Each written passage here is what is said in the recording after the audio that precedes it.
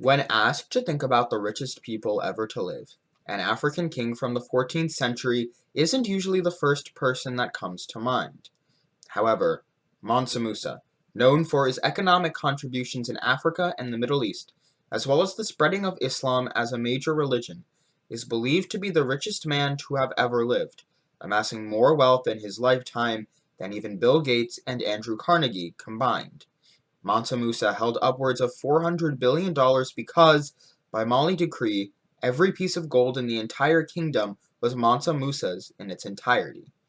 But Mansa Musa wasn't just important because of his riches. What he did as king of the Mali Empire still impacts the way we live to this day, through his trip to Mecca and his interactions with the people both inside and outside of his empire. Mansa Musa changed Africa permanently.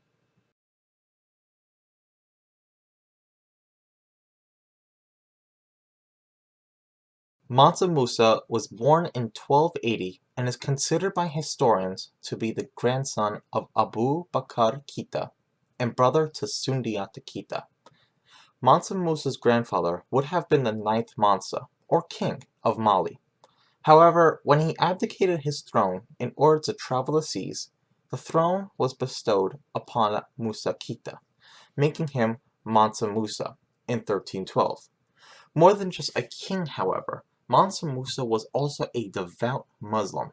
He did not, however, force his religion upon other people, which meant he focused more on how he become a better Muslim, and because of that, he managed to spread Islam better than he would have had he forced it upon people, which is a major reason why Islam is now the second largest religion in the world, with 23% of the world practicing it. This is because he focused on how he could fulfill the 5 pillars of Islam, which are considered to be the 5 core tenets of the religion.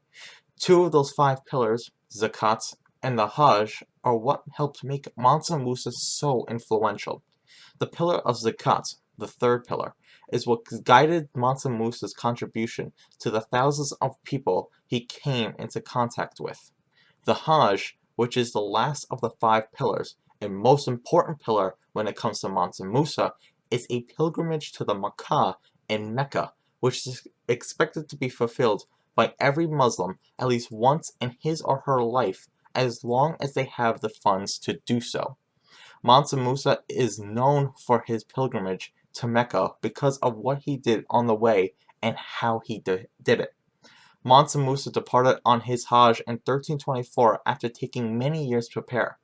The pilgrimage consisted of over 3,000 miles to travel, including stops in many cities such as Walata, Cairo, and Medina. With Mansa Musa traveled over 60,000 men, as well as hundreds of camels, cows, and goats, which were used for carrying gold and later for food. In total, he carried just shy of $600 million in gold bars. He started by traveling along the Niger River to Mima, to Gaza, and Tuat. However, along his way, he stopped every Friday to pay for and start the construction of mosques, leading to the spread of Islam in Western Africa.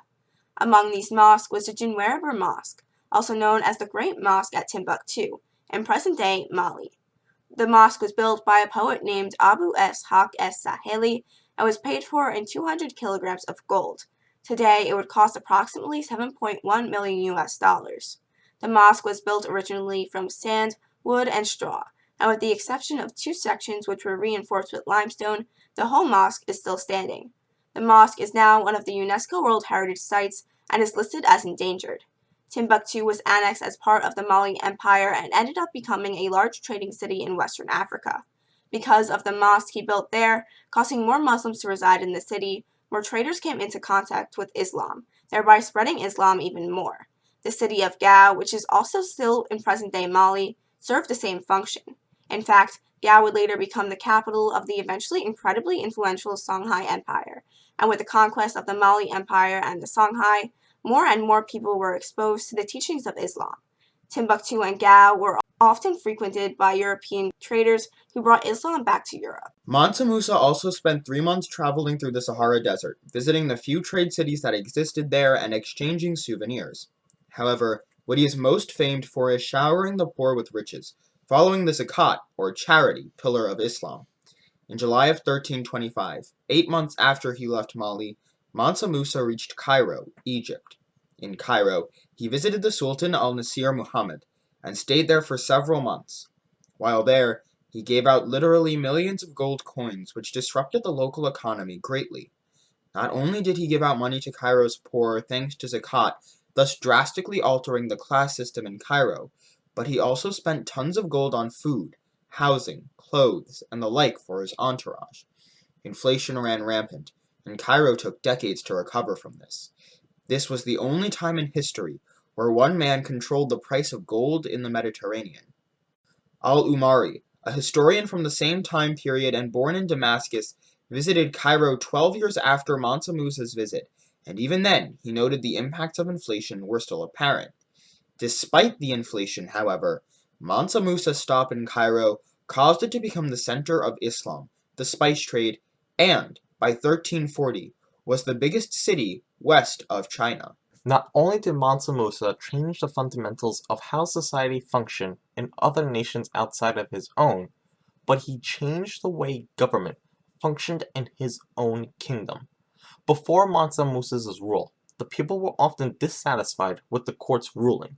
So when Mansa Musa revamped the judicial system and replaced old judges with new ones, his approval skyrocketed. Mansa Musa also divided up his empire into smaller provinces, which all had a general or other distinguished representative as their own version of governors, a governing technique which was very advanced for the time period. This system included many things we are accustomed to today, such as mayors and representatives for districts. Mansa Musa was a large supporter of education and universities. Mansa Musa himself founded and built the University of Sankore, which still stands today. Located in Timbuktu, it is still a place for learning about Islam and the culture of Africa. In the past, it was used as a school, but also has many other mosques, making it a place of learning and religious worship. Many of these advancements were adopted by other civilizations in Africa, the Middle East, and Europe, eventually spreading all the way to Asia. This is because Mansa Musa's travels to the Middle East and across North Africa sparked European interest in West Africa through word of mouth. His immense wealth and the money he gave out gave off the impression that Africa as a whole, a largely unexplored continent at that time period, was a rich continent full of gold, jewels, and empires. In 1339, a map from Europe included the Mali Empire, with Mansa Musa's name along the side of it, displaying Mansa Musa's reputation even after his death. Many historians credit Mansa Musa's Hajj to Mecca as a catalyst for European colonialism in Africa due to the amount of interest in the continent it created. Even though Mansa Musa is one of the most acclaimed rulers of Mali, his death year still remains unknown. Many historians speculate that he passed away in 1332 because his son, Mansa Magan, ruled from 1332 until 1336. However, there was a delegate sent to Algeria in 1337 to congratulate the country on a conquest, but this delegate was supposedly sent by Mansa Musa, making his death highly debatable. Regardless of when he actually died, however, the fact still remains that Mansa Musa is, to this day, one of the most influential leaders of all time, even if inadvertently so. His exploration of areas in the world that had previously never before been visited by any Western African empire spread his culture, causing Europeans to colonize Africa. His encountering of thousands of people and hundreds of civilizations that had previously been unexposed to Islam helped spread it across the world. His exchanging of gold during his Hajj drastically altered local and regional economies, and was still felt decades later. While he may not always be remembered in history books, Mansa Musa, the richest man ever to live, has made the lives of everyone richer.